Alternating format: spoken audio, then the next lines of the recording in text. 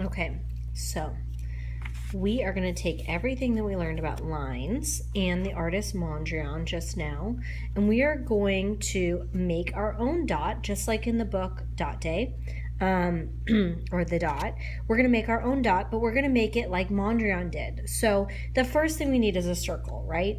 And I know circles are hard, so I actually made a template for each of you. There's going to be one of these at every table, and we're going to take turns passing it around. It's going to start with our table leader. So our table leaders are going to be seats 3, 11, 19, and 27. So if you're in those seats, you get it first.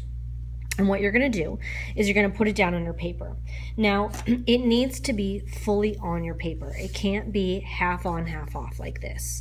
It has to be so you see white, the whole circle, right?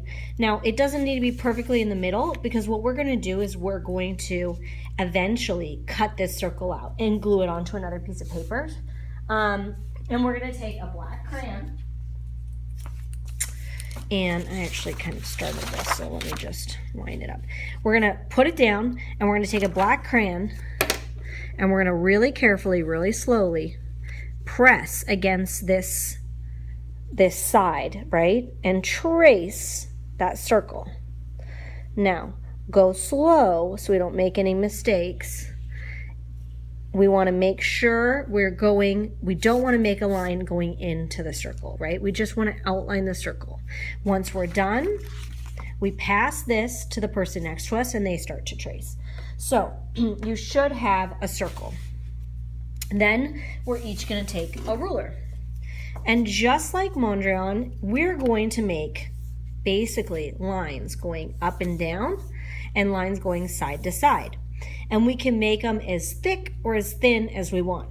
So everyone can pick their own pattern. You don't have to do it how I'm doing it, but I'm just going to start by doing up and down lines. Now make sure your ruler is straight up and down, not like this, or like this, or like this. We want it straight up and down. So I'm going to take it with my crayon, and I'm going to go up and down. Now I want this one to be a thick line, so I might move it slightly over and do the same thing. Same thing. And then color it in so that it's a really thick black line. Does that make sense? So I'm coloring in between those two lines so it looks like one big fat line. And then I'm going to do another thin line next to it. This one will only be one thin line. And then I might do one going across this way. So straight horizontal, not like this, not like this. I'm going to do up here, I'm going to do one, and I'm going to do a thin, and I might do another thin right next to it, and then I might jump down and do a really fat one. So I'm going to do one here and one here, and I'm going to color in between so it looks like one big fat line. You see that? I actually drew two lines, and I'm just coloring in between the two lines, and it's going to make it look like one big fat line. Now, if you go outside of the circle, that's okay. Don't worry. And I might do a little thin line next to that, and I want to do another thin line on the other side of this, and then I'm going to do one over here. And then I might do one that doesn't go all the way across. Like right here, I might have my line only cut in between here and not go across the whole circle. And I'm going to do that right here too. I'm just making lines. And I might do one more down here going right in the middle. Okay, now that I have my lines, now that's a lot. You don't have to do that many. But I have a bunch of different lines. Some are thick, some are thin. If you want to make any others thick, maybe this one will be thick.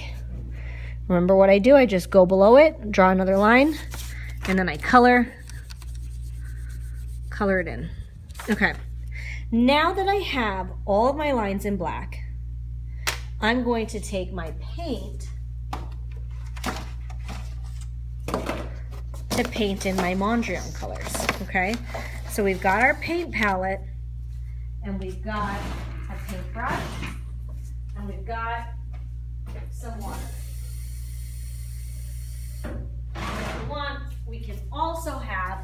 a paper towel. So I've got my water right here, and I've got my brush, and I've got a paper towel. I'm gonna do reds. Well, actually, I'm gonna do yellows first, because yellow's the color that gets dirty easiest. So I want it while my brush is really clean. I'm gonna get my brush wet, dip it in, and bring some of that water over to my yellow. Uh-oh, this brush looks dirty. I'm gonna take my paper towel and wipe that off. If I got black on my brush, I need to make sure I'm really cleaning that brush. So I'm really playing with it there. And then let's see. Do I have all the black out of my brush? That looks a lot better. Let's try this again. Yeah, that's better. It's still a little black, but it's not too bad. I might take this again. Scrape some of that dirt off. Okay. Now, I'm gonna swirl about 10 times. Once I get a good swirl, I'm gonna move my brush. You know what? This is a good example. This is still dirty. I don't like how dirty this is. I'm gonna take my paper towel, wipe it off. I'm gonna go to the sink and really get this clean. Or, you know what? I'm just getting a new brush. So I'm gonna put this one down and get a new one, because we don't want a dirty brush, right? So, oh yeah, that's so much better. Looks like there's a little red in that brush. That's why we always want to clean our brushes as nice as possible so we don't get the paints dirty. And it looks like whoever cleaned these last time did not do a good job. But we're just going to do the best we can. Okay, so now that we get our yellow, it's a little orange. That's okay, because red and yellow makes orange. We are going to go in and paint some of these with yellow.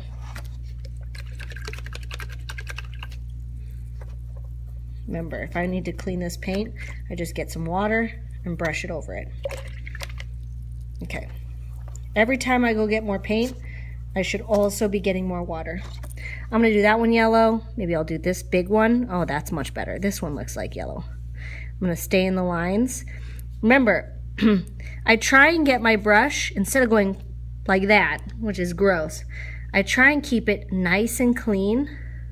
I press down just a little, and then I stop, and then I turn and press down just a little.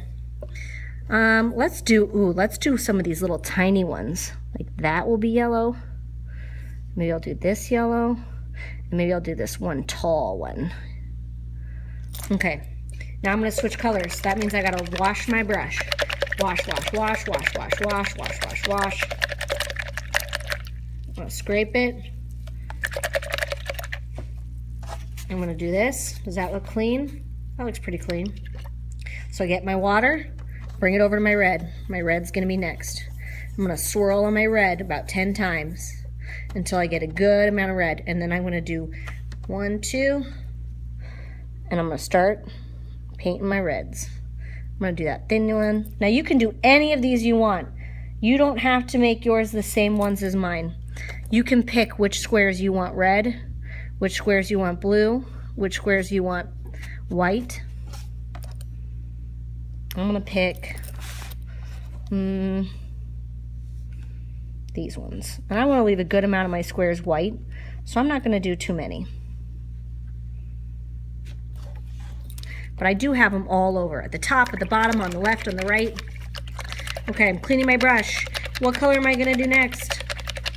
I'm gonna do blue.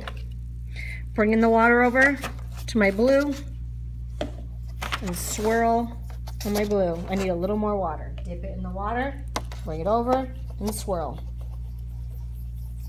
About 10 times. Then I got my blue. I'm gonna do this big one blue.